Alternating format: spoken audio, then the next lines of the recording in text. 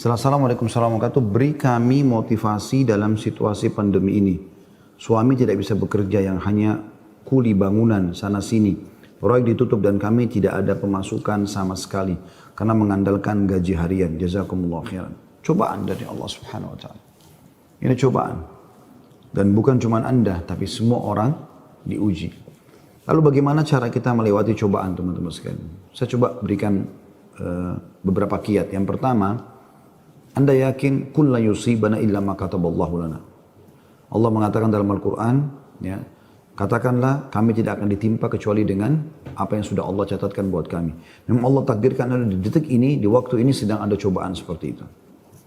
Tetapi ini harus dikemas dengan ayat yang lain, yaitu inna ma'al usri yusra, ya. Fa inna ma'al usri yusra. Sungguhnya di setiap kesulitan akan ada kemudahan, di setiap kesulitan pasti ada kemudahan. Jadi saya yakin Anda masih banyak memiliki kemudahan. Seperti misalnya Anda masih bisa bernafas, masih bisa melihat, masih bisa mendengar gitu kan.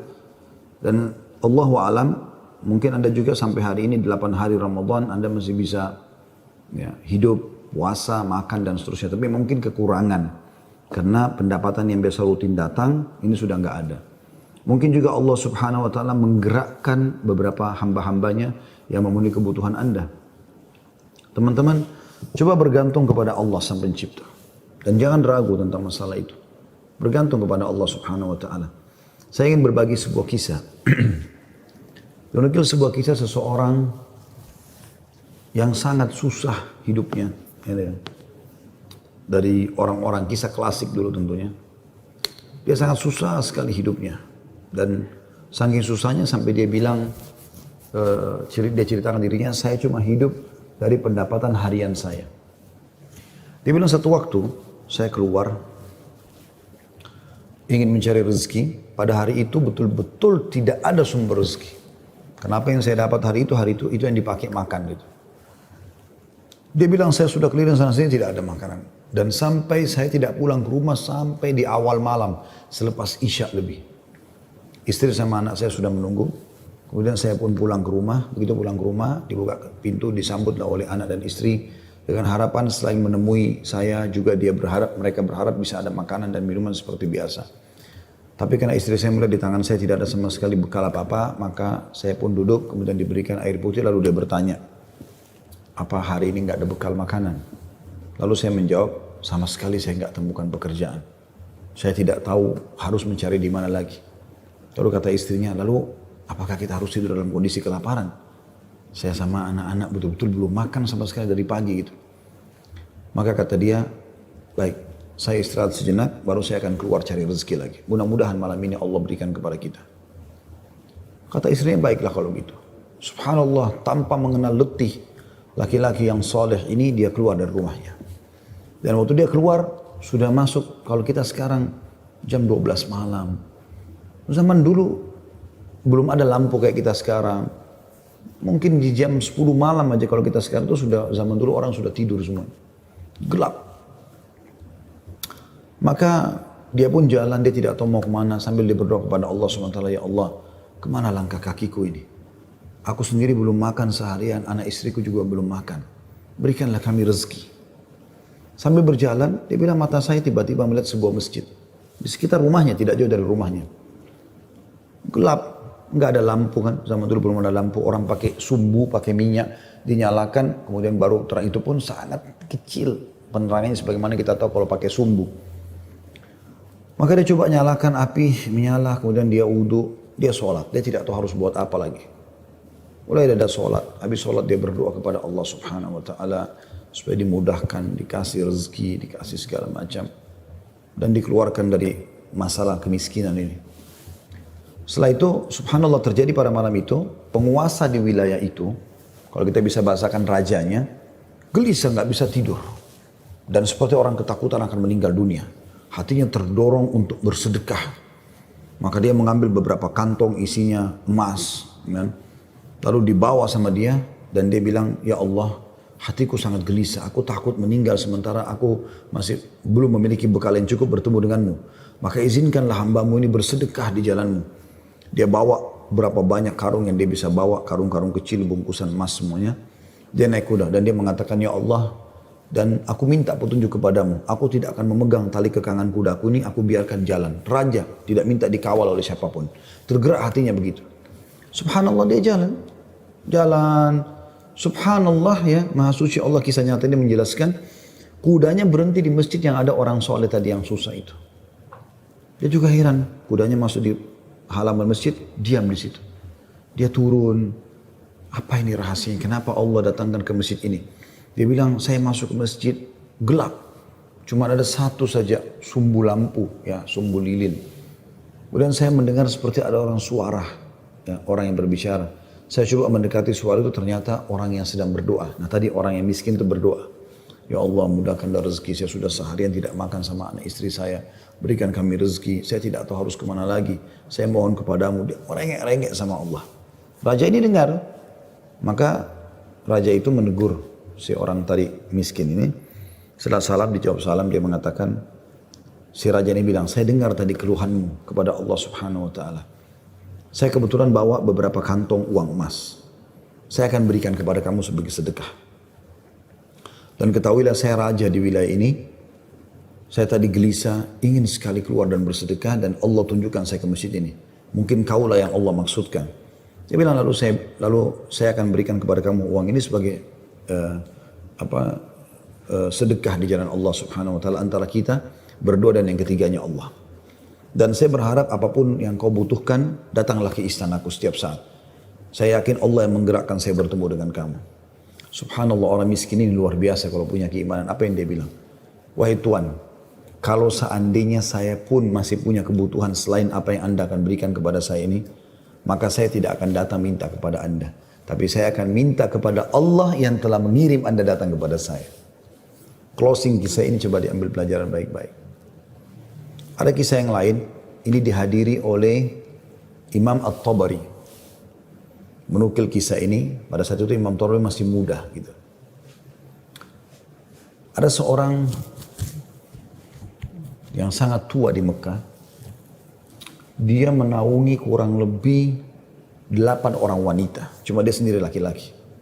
Seingat saya dalam kisah itu disebut ada 4 anaknya perempuan. Ada istri dia bertelimah. Ada mertua dia 6. Kemudian ada 2 saudari dia perempuan. 8. Ya. Sama dia 9 orang, jadi 8 wanita. Semuanya miskin. Hidup hanya dari hasil orang ini. Dan orang ini sudah tua. Umurnya 60 tahun, hampir 70 tahun. Ringkas cerita teman-teman sekalian.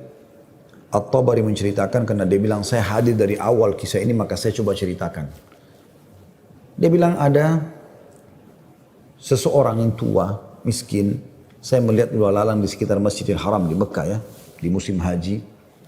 Dia coba mencari sesuap nasi gitu kan. Kata Imam Tabari. Kemudian dia tidak temukan. Lalu dia pulang ke rumahnya. Imam Tabari tertarik untuk mengikuti orang ini sampai akhirnya tiba di rumahnya. Dan dia lihat keadaannya orang ini susah, miskin sekali gitu. Yang jelas dia ditanya oleh istrinya, mirip dengan kisah tadi, apakah ada makanan buat kita hari ini? Kebetulan waktu itu awal Ramadan di Mekah. Mereka tadi sahur, tidak ada makanan, sekarang mau buka puasa juga nggak ada makanan. Maka dia bilang, saya sudah coba tadi keliling mencari makanan buat kita buka puasa, tapi nggak ada. Kemudian dia bilang, coba saya keluar lagi. Keluarlah orang tua ini, jalan jauh dari rumahnya. Apa kira-kira yang harus dia lakukan? Dia harus kerja kemana? Sambil bermunajat kepada Allah, ya Allah berikanlah rezeki. Sampai karena dia capek, dia duduk di sebuah pohon, dibawa sebuah pohon. Kemudian dia sengaja tangannya dia menyentuh tanah yang ada di situ. Kemudian dia menyentuh seperti satu barang keras gitu. Waktu dia lihat ternyata ada kotak di sebelah dia. Dia tidak perhatikan waktu pas mau duduk. Dan kotak ini biasa dipakai untuk ngisi emas gitu. Maka dibukalah sama dia kotak tersebut. Ternyata betul ada emas dalam. Banyak sekali. Kalau saya tidak salah waktu itu 1000 keping emas ya. Maka dia pun melihat membuka, ini harta yang luar biasa. Di siang hari nggak ada orang di bawah pohon, gitu kan. Dia lihat kiri kanan, tidak ada pemukiman masyarakat di pinggiran sekali, gitu kan. Maka diambil sama dia, dibungkus dengan rapi pada saat itu dengan kainnya. Dan dia sempat berpikir, terlintas di benaknya, syaitan menggoda, gitu kan. Kau orang miskin, kalaupun kau tidak mau mengambil semua, ambillah minimal 1 batang emas atau 1 koin dinar emas, ya, yang kau bisa infakkan untuk buka puasa keluargamu. Tapi dia melawan sambil dia mengatakan, tidak bisa, ini bukan hak saya. Kalaupun ini luqata ini seperti harta yang harta yang ditemukan. Kan itu syaratnya harus teman-teman sekalian diiklankan selama setahun ya. Selama setahun Anda iklankan, kalau sudah setahun baru bisa mungkin jadi hak milik Anda. Ya. Yang jelas teman-teman sekalian, dia pulang ke rumahnya, lalu kemudian dia rencana tidak mau sampaikan kepada istrinya. Terus istrinya rupanya karena membuka pintu melihat ada di tangannya sesuatu, maka istrinya bilang, apa kau sudah bawa bekal buat kami? Kata dia, nggak ada. Lalu kemudian dia mengatakan, tapi apa itu? Di bawah bungkusan kainmu. Dia bilang, ini bukan urusan kamu. Dia bilang, saya minta atas nama Allah, jelaskan apa itu. Karena istrinya membawa nama Allah, maka dia mengatakan, ceritanya begini tadi. Istrinya, perempuan, miskin, dengar emas gitu kan. Perempuan kaya saja dengar emas mungkin tertarik, apalagi yang miskin, yang susah gitu. Maka dia mengatakan, kalau gitu kita bisa gunakan, karena kita orang miskin dan itu harta yang kau temukan. Kata dia, tidak demi Allah. Kalaupun ini kita bisa gunakan setelah 1 tahun kita iklankan. Tidak boleh sembarangan. Maka istrinya bilang, kalau begitu, mirip dengan tadi godaan awal syaitan. Kalau begitu minimal ambil 1 koin dirhamnya, dinarnya. Kita pakai buka puasa. Halal buat kita sekarang, kita ini miskin sekali, nggak bisa apa-apa. 8 orang kau harus naungin sekarang. Dia bilang, tidak demi Allah. Kalau seandainya kau sentuh kotak ini ada yang kau ambil, demi Allah kau saya ceraikan. Istrinya kaget dengan kata-kata itu, akhirnya dia lihat keseriusan suami, dia tidak berani juga. Disimpanlah di rumahnya. Akhirnya tiba waktu buka puasa, mereka buka puasa apa adanya, air putih saja, roti-roti kering ada di rumah, itulah yang dimakan sudah. Besok pagi, selepas sholat subuh di Masjid Haram, orang tua ini pas keluar, ternyata ada 1 orang dari Khurasan. Khurasan ini dari wilayah Irak sama Iran sana ya. Datang, naik di atas sebuah batu dekat Masjid Haram, lalu teriak-teriak. Nah, dia mengatakan, wahai muslimin, wahai orang-orang yang sedang haji, wahai hamba-hamba Allah, saya kehilangan sebuah kotak emas, kotak isinya 1000 dirham emas, 1000 dinar emas. Siapa yang menemukan, tolong kembalikan kepada saya dan semoga Allah balas kebaikannya dengan pahala dan pengampunan dosa, peninggian derajat dan seterusnya. Rupanya si orang tua ini dengar, kotak ini dia yang temukan kemarin, tapi dia juga butuh. Maka dia mengatakan, wahai Khurasani, Khurasani kayak orang dari Khurasan, dia tahu ini dari Khurasan, mungkin dari face wajahnya gitu kan, mirip-mirip orang Khurasan. Wahai Khurasan, kalau ada orang yang temukan, berapa kau kasih dia? Kemudian kata orang tersebut gitu kan, Khurasan itu, berapa kira-kira dia minta? Kata orang tua ini, minimal kau kasih dia setengahnya. Kata orang Khurasan, tidak bisa. Kalau begitu, kasihlah berapa yang kau mau, mungkin 1/10-nya, 10% maksudnya. Kata orang Khurasan, tidak bisa. Dia kembalikan karena Allah dan saya doakan supaya dapat pahala di sisi Allah. Dia miskin. Ini hari kedua Ramadan. Sahur dan buka puasa kemarin pas-pasan cuma dengan roti kering dengan air putih. Sudah tua, umurnya hampir 70 tahun. Mau kerja di mana? Di rumahnya sudah ada emas yang begitu banyak. Godaannya luar biasa. Ya. Ini teman-teman mohon maaf agak panjang saya sampaikan dan saya jawab pertanyaan ini karena saya melihat memang ini permasalahan yang dihadapin sekarang ya. Dan butuh jawaban secara keimanan. Apalagi tadi penanya tadi minta semacam motivasi apa yang bisa disampaikan. Jadi saya harus menyampaikan kisah ini. Mudah-mudahan teman-teman yang sedang menghadapi PHK, lagi susah kayak tadi ibu ini berkeluh kesah, suaminya hanya kuli bangunan, sekarang lagi berhenti dan segala macam. Insya Allah diberikan jalan keluar. Baik, kita kembali ke kisah tadi teman-teman sekalian. Maka orang ini pulang ke rumahnya lalu dia mengatakan, wahai istriku, aku sudah temukan pemilik emas ini. Kata istrinya, alhamdulillah kalau begitu. Bagaimana perkembangan? Tapi saya minta sama dia supaya dia bayar sesuatu. Terus negosiasi dia tanya mau berapa, saya bilang sekitar setengahnya, dia nolak, ya sepertiganya menolak, seperempatnya menolak, sampai saya terakhir tekankan sepersepuluhnya saja, dia juga nggak mau. Dia hanya mau doakan saja. Kata istrinya, coba kau kembali ke dia, siapa tahu dia masih mau negosiasi. Ya kan? Dia bilang baiklah. Dia kembali lagi, ketemu lagi sama orang tadi, gitu kan, di hari yang ketiga sekarang. Maka orang itu sama orang Khurasan naik ke atas batu yang sama dekat Masjid Haram. Wahai muslimin, wahai orang-orang yang haji, wahai hamba-hamba Allah, ada nggak menemukan peti saya isinya 1.000 dinar emas, gitu kan? Semoga Allah berikan dia kedudukan, Allah ampuni dosanya, angkat derajatnya dan seterusnya, didoakan gitu. Datang lagi orang tua mengatakan, wahai Khurasan, saya sudah bilang sama kau kemarin, berilah upah. Mungkin kalau kau tawarkan upah, orangnya mau mengembalikan penemunya. Kata dia, berapa paman saya kasih? Dia bilang, saya bilang kemarin 1/10. Orang sana mengatakan, enggak, saya enggak mau. Kalau begitu, berikan dia 1 saja. 1%, 1 saja. Ya, dinar itu, yang dia bisa pakai setengahnya, dia sedekahkan untuk beri makan orang-orang susah di sekitar haram. Setengahnya lagi dia pakai buat kebutuhan keluarganya.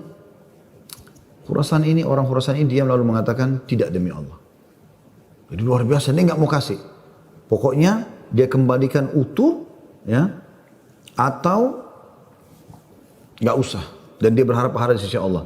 Kalau dia minta bayaran, saya nggak mau. Orang ini kembali lagi ke rumahnya, bilang lagi sama istrinya, orang ini betul-betul tidak mau. 1 koin dinar, 1 dinar pun dia nggak mau kasih. Kata istrinya, lalu bagaimana? Kata dia, saya akan berazam sudah mau kembalikan. Semoga Allah menyelesaikan permasalahan kita. Kata Imam Tabari yang menceritakan kisah ini, dia betul-betul hadiri kisah ini. Dia tahu ini jalan ceritanya dan dia menceritakan.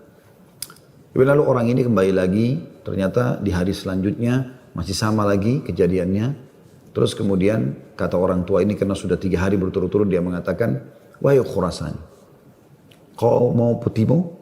Saya tahu di mana petimu itu. Kata dia, ya baiklah, saya akan ikut. Ikutlah dia. Kata Imam Tabari, saya ikut ke rumahnya orang tua ini. Jalan. Pada saat tiba di satu rumah, ada rumah yang terbuat dindingnya dari tanah liat. Sama sekali tidak kelihatan ada layak untuk ditinggal. Tapi hanya sekedar tanah liat, mungkin kalau ada angin kencang bisa rubuh. Atapnya ditutup hanya dengan kain-kain sobek. Ya. Pintunya pun diangkat untuk dibuka gitu. Kemudian dia masuk dan dia persilahkan masuk. Saya pun izin. Saya mengatakan, maaf paman, bisa nggak saya ikut masuk? Karena dari awal saya lihat kisah ini. Maka dia mengatakan, masuklah. Dia bilang, waktu kami masuk, rumah itu nggak ada sama sekali karpetnya. Nggak ada apa-apa, kosong lompong. Cuma ada semacam sekat dan seakan-akan di belakang sekat itu ada wanita-wanita tua yang kelihatan dari penampilan mereka juga itu susah, bajunya pas-pasan gitu. Lalu kemudian orang tua ini menuju ke satu arah di rumahnya, terus digalilah tanah, dikeluarkanlah kotak tersebut.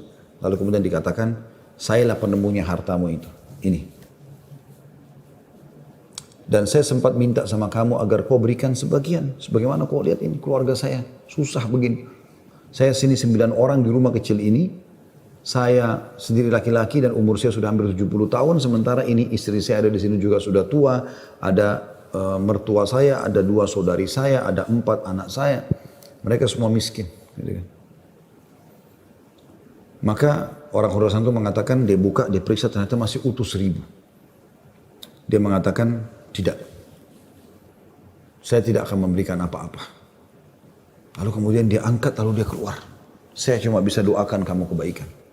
Waktu dia keluar, kata Imam Tabari, semua perempuan-perempuan tadi yang tua-tua ini ada, yang memang bajunya lusuh. Seperti orang yang menggigit jari dan kaget ada orang diberikan kembali 1.000 dinar, tidak dibayar sedikit pun. Dan tokoh kita ini luar biasa, dia hanya mengatakan, Inna lillahi wa inna ilaihi raji'un. Dah, kalimat istirja, ini musibah. Ya, sudah mendapatkan apa dan dia betul-betul jujur, dia jaga, dia enggak ambil karena takut kepada Allah SWT. Dia bilang sementara itu, kata Imam Tabari bilang, saya tidak tahu mau bilang apa. Saya pun menundukkan kepala, serba salah karena waktu itu Imam Tabari masih muda dan belum punya apa-apa gitu. Dia juga membantu apa gitu. Dia bilang, tiba-tiba ada yang ketuk pintu. Lalu pemilik rumah ini buka, ternyata orang Khurasan tadi kembali lagi. Kata dia, ada apa wahai Khurasani? Ya, istilahkan Khurasani maksudnya nisbat kepada negeri Khurasan itu ya. Kata orang Khurasan itu, bisa saya masuk? Kata dia, baik silahkan masuk. Masuklah dia. Kemudian dia mengatakan begini ceritanya. Saya ini punya seorang ayah yang meninggalkan 3 peti emas seperti ini. Masing-masing isinya 1000 dinar emas. 1000 dinar emas. Saat dia, ayah saya waktu meninggal, dia mengatakan, 1 dinar emas kamu bagikan sebagai warisan. 1 dinar emas, 1 kotak maksudnya, bukan 1 dinar ya, maksudnya 1 kotak. Berarti 1000 dinar emas kau bagikan sebagai warisan. Itu sudah banyak sekali. 1 kotak 1000 dinar emas lagi kamu gunakan untuk pergi haji kalau aku meninggal. Dan 1 kotak dinar emas lagi sepertiga hartanya maksudnya, itu kau berikan kepada 1 orang yang sangat miskin dan susah. Saya ingin supaya mereka jadi baik kehidupannya. Maka dia bilang orang Husain ini, itulah sebabnya wahai paman, saya tidak mau memberikan Anda 1 dirham, 1 dinar pun. Karena ini amanah orang tua saya. Tapi demi Allah, setelah saya keluar dari sini, saya tadinya memang mau menguji, mau melihat apakah Anda betul-betul susah atau tidak.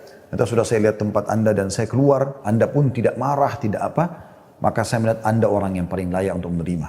Maka ambillah ini semua sedekah atas nama ayahku. Kata Imam Tabari, tiba-tiba orang itu taruh, kemudian dia lari, pergi. Saya berusaha mengejarnya, ingin mengucapkan terima kasih bersama pemilik rumah, kami sudah tidak bisa melihatnya, dia sudah hilang orang itu. Kemudian saya pun dipanggil kembali oleh pemilik rumah, duduk, kemudian dibukalah pada saat itu kotak itu, lalu mulai dia panggil ke-8 wanita yang ada di rumahnya itu. Kata Imam Tabari, demi Allah dia mulai membagi kepada kami rata. Semua, satu-satu perempuan dikasih 1, dilempar. Dan diduduk seperti orang yang duduk bersila. Jadi kain baju itu, ya habis itu biasanya kita tahu kalau kita bersila bisa ditaruh sesuatu ya. Maka mulai dia melempar dinar-dinar emas itu satu persatu. Kata Imam Tabari, ke dia juga 1, lalu dilempar ke saya juga 1.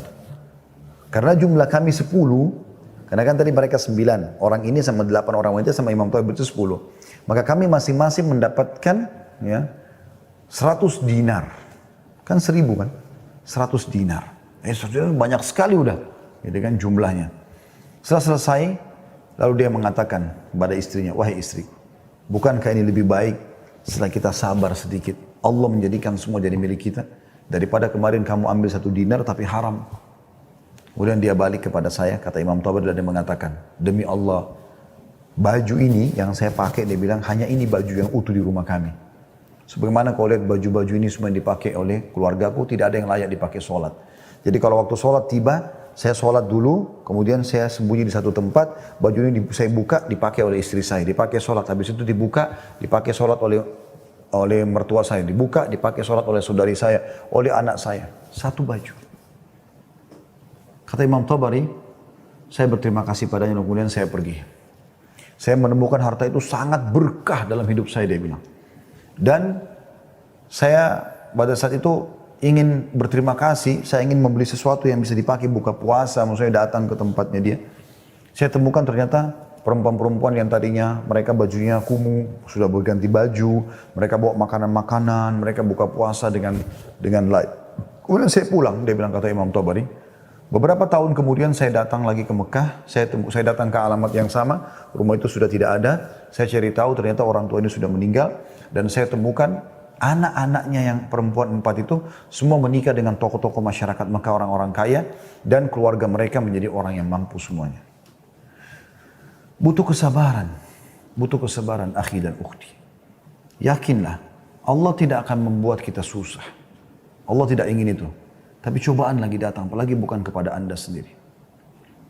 Selanjutnya juga saya sarankan sunnah Nabi SAW, kalau kita sedang diberikan cobaan, lihat orang yang di atas kita. Lihat orang yang lebih susah. Kalau kita pincang, na'udzubillah, puntung kakinya 1, lihat orang yang puntung kakinya dua.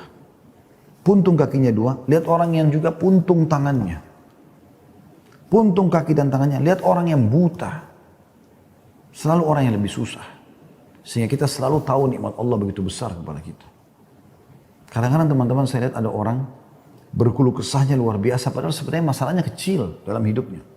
Masalahnya masih bisa dia laluin, tapi dia besar-besarkan masalah itu. Sehingga akhirnya dia tidak bisa melalui cobaan dengan baik. Apa kata Umar radhiyallahu anhu tentang masalah ini? Orang yang Allah berikan cobaan kepada dia dan pasti Allah akan uji hamba-hambanya. Sebagaimana Allah jelaskan dalam surah Al-Baqarah, ya, ayat 155 ya. A'udzubillahi minasyaitonirrajim. وَلَنَبْلُوَنَّكُمْ بِشَيْءٍ مِنَ الْخَوْفِ. Kami pasti akan menguji kalian dengan sedikit takut. Minal khawfi wal ju', rasa lapar. Wa naqsi minal amwali wal anfusi wath thamarat, dan kekurangan jiwa. Yang orang kita cintai meninggal, harta juga kurang, hasil panen juga kurang, pekerjaan tidak ada, di PHK kayak sekarang masa pandemi. Wa basyirus sabirin, dan sampaikan berita kepada orang-orang yang sabar. Siapa mereka ya Allah? 156-nya. Alladzina idza asabathum musibatun qalu inna lillahi wa inna ilaihi raji'un. Mereka yang kalau ditimpa musibah mereka mengatakan kami milik Allah, kami akan kembali kepada Allah. Lalu Allah bilang apa? Ulaika, mereka lah. Alaihim salawatu min rabbihim wa rahmah. Mereka akan dapat ya jalan keluar dan rezeki dari Tuhan mereka. Wa ulaika humul muflihun, dan mereka adalah orang-orang yang beruntung, gitu kan? Jadi sini teman-teman sekalian, Anda sabar dalam melaluinya dan lihat orang yang lebih berat. Insya Allah akan ada jalan keluar. Tidak mungkin tidak. Yang penting teman-teman, di saat kita lagi genting, terus bergerak. Terus berusaha, terus ikhtiar. Terus berdoa kepada Allah SWT. Saling dukung-menukung, jangan saling menyalahkan. Jangan Anda menyalahkan suami yang mungkin lagi stres juga pengen cari kerjaan. Jangan juga suami berhenti total dari usaha. Apa saja. Mungkin rezeki Anda ada pada tetangga Anda, mungkin ada rumah yang mewah, yang bagus di dekat rumah, tawarkan diri. Betul-betul masa pandemi ini saya kuli bangunan, saya nggak bisa kerja apa-apa, rumah saya di sebelah sini. Ada yang bisa saya kerjakan, bersihin kebun kah, ke taman kah, di sini. Apalah ya, cuci mobil, kan bisa apa saja. Coba, mungkin rezeki di situ. Siapa tahu Allah SWT gerakkan mereka orang-orang kaya tetangga Anda itu, justru mereka bisa menyiapkan buka puasa, sahur. Alhamdulillah, kehidupan bisa berjalan, gitu kan? Maka Allahu a'lam itu yang saya bisa kasih jawaban, karena saya juga merasa prihatin dengan keadaan ibu dan suami dan semua muslim yang sedang tertimpa seperti ini. Semoga Allah SWT memberikan kita semua jalan keluar yang terbaik ya.